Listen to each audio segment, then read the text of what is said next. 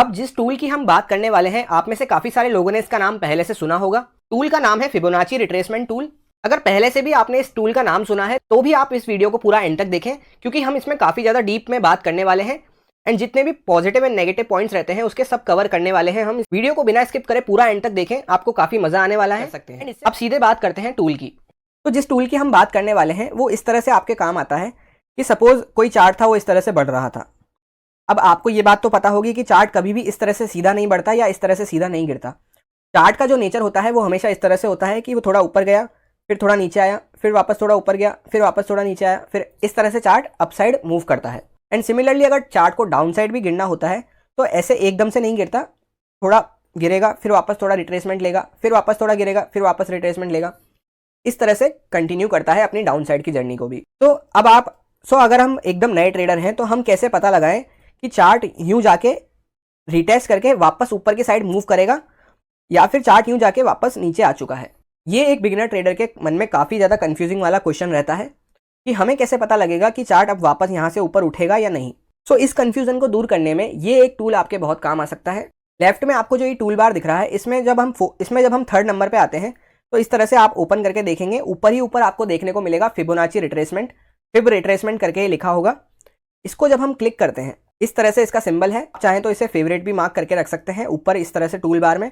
मैंने इसको मेरे काफ़ी फ्रिक्वेंटली यूज़ आता है तो मैंने इसको यहाँ पे ऊपर ही मार्क करके रख रखा है। इसको यूज़ करने के लिए इस तरह से ये यूज़ होता है कि स्टॉक कहाँ तक एक अपसाइड मूव देने के बाद स्टॉक कहाँ तक रिट्रेस हो सकता है। ये जो रिट्रेसमेंट वाला पार्ट होता है, एक होता है कि स्टॉक अपसाइड में मूव देके पूरा अपना स्ट्रेंथ खत्म कर चुका है एंड अब नीचे ही गिरे जा रहा है, एंड एक होता है कि स्टॉक अपसाइड पे मूव देके थोड़ा रिट्रेस करके वापस अपसाइड पे कंटिन्यू करेगा।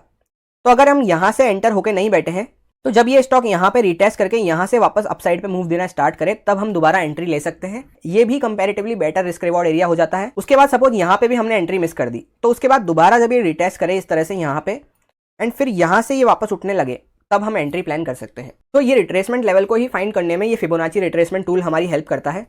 इसको यूज करने के लिए सबसे पहले आपको इसको सेलेक्ट करना है। एक चार्ट का जो स्विंग होता है उसका जो लो पॉइंट होता है एकदम वहाँ पे एक पॉइंट क्लिक करना है।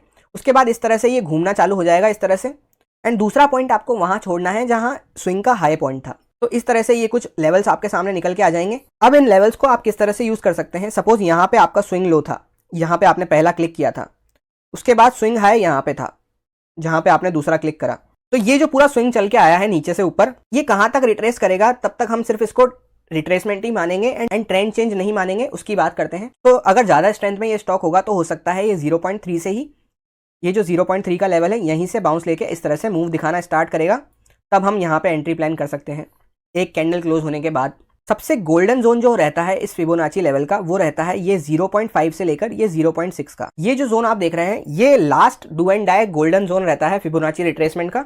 इसके नीचे अगर क्लोजिंग देना स्टार्ट करता है, सपोज चार्ट यहाँ तक आया या तो इस जोन के आसपास से ही कहीं से बाउंस लेना स्टार्ट कर दे तब तो बहुत अच्छी बात है, एंड जैसे ही एक कैंडल क्लोज होगी हम छोटा सा स्टॉप लॉस हमारा यहाँ प्लेस करके ये पूरी जर्नी इस तरह से यहाँ पे एंजॉय कर सकते हैं। अब सेकंड केस क्या होता है, सपोज चार्ट ऊपर से आ रहा है एंड उसके बाद जैसे ही इसके नीचे क्लोजिंग देना स्टार्ट कर देगा, यहाँ पे हम मान लेंगे कि ये जो पूरा बुल रन था इसका ट्रेंड चेंज हो चुका है एंड यहाँ से अब रिट्रेसमेंट नहीं आएगा। वापस स्ट्रेंथ में आने के लिए चार्ट को क्या करना होगा कि 0.61 के लेवल के ऊपर क्लोजिंग देना स्टार्ट करना होगा। ध्यान रहे जब तक वापस 0.61 के ऊपर क्लोजिंग देना स्टार्ट नहीं करता तब तक हम उसको अवॉइड कर देंगे। ये सिंपल सा लॉजिक रहता है इस फिबोनाची रिट्रेसमेंट का। बेसिकली ये हमें हेल्प करता है कि कहां तक चार्ट रिटेस्ट करके बाउंस ले सकता है। तो ये जो पूरा जोन रहता है ये इसको बोला जाता है फिबोनाची लेवल्स का गोल्डन जोन। इसके ऊपर जब तक चार्ट बना हुआ है तब तक चार्ट यही माना जाता है कि सिर्फ एक रिट्रेसमेंट या प्रॉफिट बुकिंग आई है एंड वापस अपसाइड पे कंटिन्यू हो जाएगा। अब जैसे यही हिंदुस्तान एरोनॉटिक के चार्ट में हम लगा के देखते हैं इसको, तो सबसे पहले हमें फाइंड आउट करना होगा एक स्विंग लो। जैसे यहाँ पे एक स्विंग लो लगा था, उसके बाद अपसाइड पे मूव आना स्टार्ट हुआ था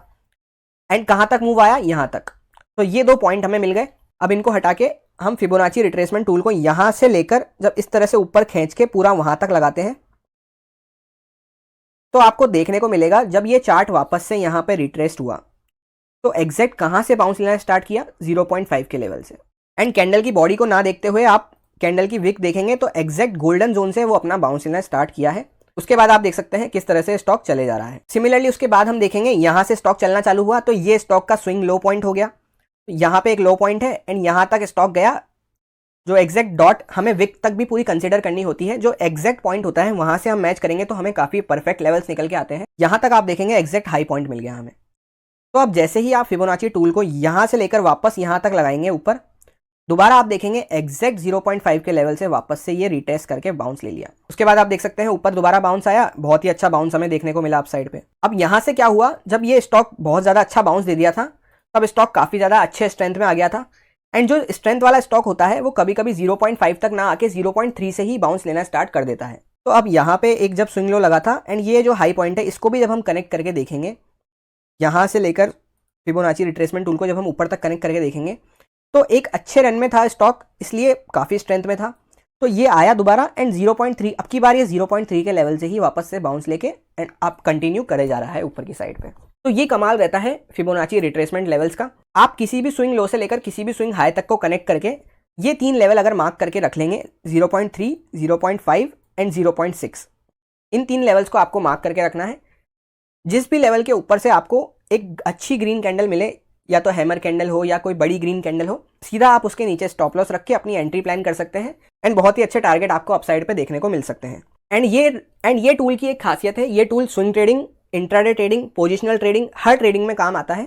क्योंकि बेसिकली इस स्टॉक का काम है ये पता लगाना कि स्टॉक सिर्फ रिट्रेसमेंट ले रहा है या फिर उसका ट्रेंड चेंज हो चुका है। तो ये तो हो गई हमें 3 लेवल जो सपोर्ट की तरह एक्ट कर सकते हैं हमारे रिट्रेसमेंट टाइम पे। पर सपोज अगर हमने जैसे कि बात करी थी कि चार्ट अगर गिरता भी है तो वो इस तरह से गिरता है, गिरा फिर वापस थोड़ा बढ़ा फिर वापस थोड़ा गिरा। तो अगर हमें अभी तक तो हमने सपोर्ट की बात करी, पर अगर हमने ये रेजिस्टेंस पता करना हो कि कहां से स्टॉक वापस गिरना चालू कर सकता है, ये भी हम फिबोनाची रिट्रेसमेंट टूल से पता कर सकते हैं। किस तरह से कर सकते हैं आइए देखते हैं। तो अभी तक हम क्या कर रहे थे, एक स्विंग का लो पॉइंट लेते थे एंड एक हाई पॉइंट लेते थे, इन दोनों को हम इस तरह से कनेक्ट कर देते थे एंड 3 लेवल्स हमारे सामने इस तरह से निकल के आ जाते थे, 0.3, 0.5 एंड 0.6। अभी भी काम सेम ही करना है, बस अब क्या करेंगे, हम एक पहले हाई पॉइंट रहेगा, पहला पॉइंट जो हम रखेंगे उसको हाई पॉइंट रखेंगे एंड वहां से स्विंग लो को कनेक्ट करना है, उल्टा कर देना है मतलब। तो फिर दोबारा से आपके सामने इस तरह से 0.3, 0.5 एंड 0.6 आ जाएंगे, पर इस बार वो रेजिस्टेंस की तरह एक्ट करेंगे जैसा कि हमने यहाँ पे बात करी। अब प्रैक्टिकली हम इसको चार्ट पे इस तरह से देखते हैं, सेम चार्ट है आपके सामने, कोई चेंज नहीं है चार्ट में। जब ये यहाँ पे इस तरह से स्विंग हाई लगा दिया, उसके बाद ये पूरा हमें डाउन साइड का स्विंग देखने को मिला।